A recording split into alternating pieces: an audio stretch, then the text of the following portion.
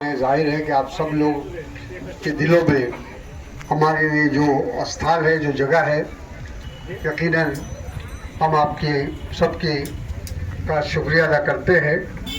शायद चुनाव के बाद 2024 के परिणाम के बाद पहली बार आपके बीच में आना हुआ है, इसलिए सबसे पहले मेरा फर्ज बनता है कि आप सबका शुक्रिया अदा करें।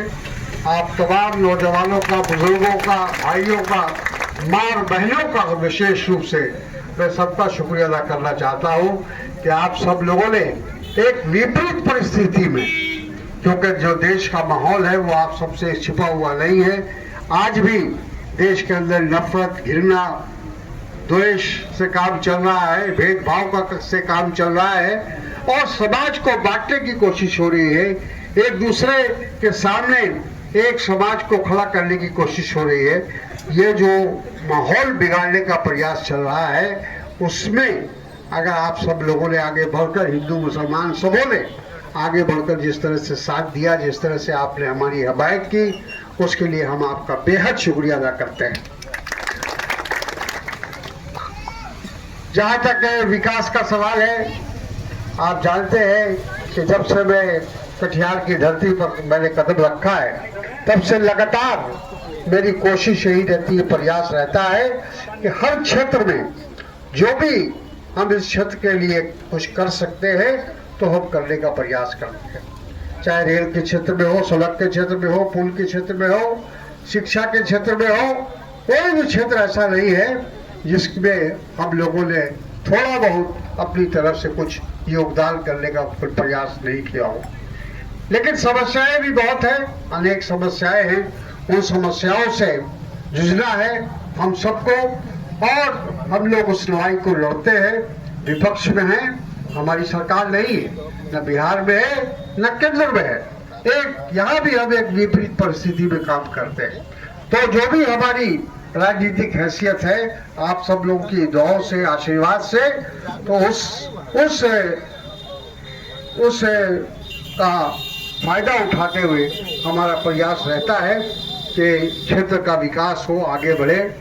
चाहे अभी आपने सड़क की बात कही, चाहे किसी भी तरह की बात हो, हम लोग की कोशिश, जिला स्तर का जो भी हम लोग का बैठक होती है, जिला प्रशासन के साथ बैठक होती है, तमाम चीज़ों का हम लोग लेखा जोखा लेते हैं, जायजा लेते हैं और प्रयास करते हैं कि कोई भी क्षेत्र, कोई भी पंचायत अछूता नहीं रहे विकास से।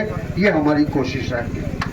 तो इसलिए आपको इत्मीनान दिलाते हैं। आपने जो समस्याएं रखी है बहुत ही महत्वपूर्ण है, जो आपने बताया है, खासतौर पर सड़क को लेकर।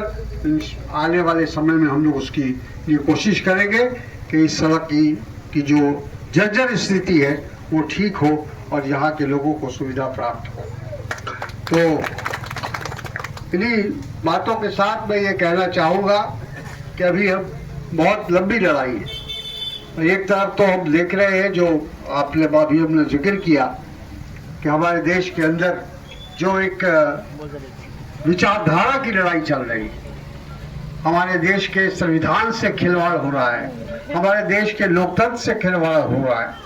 इन तमाम चीज़ों को ध्यान में रखते हुए, ठीक है, विकास की लड़ाई तो हम लड़ते रहेंगे, हर मौके पर लड़ेंगे, लेकिन इसके साथ साथ मुल्क को भी बचाना है, समाज को भी बचाना है और उसके लिए हम सबको एकजुट होना पड़ेगा, एक साथ मिलकर काम करना पड़ेगा। चूँकि विचारधारा जो हमारे देश की जो सर्वधर्म समभाव की विचारधारा है, जो सब मजहब, सभी धर्म, सभी जाति, सभी बरादरी को लेकर चलने में जो हम विश्वास करते हैं, इस विश्वास को तोड़ने की कोशिश हो रही है।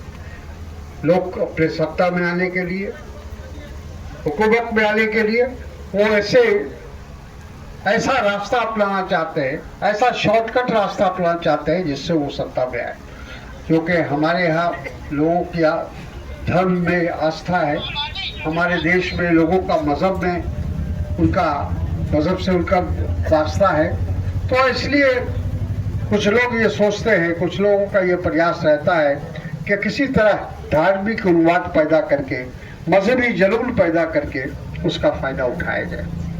तो हम सबको इन चीज़ों को संजीदगी से सोचना है, जज्बात में आकर नहीं, बल्कि हम लोगों को अपने मुल्क की आइन को बचाना है, दस्तूर को बचाना है, संविधान को बचाना है। क्योंकि संविधान रहेगा तो हम और आप रहेंगे, हमारी हैसियत रहेगी।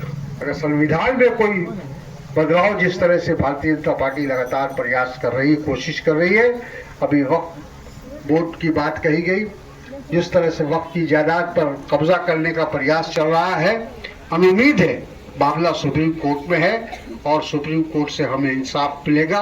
हमें इस बात का यकीन है, भरोसा है।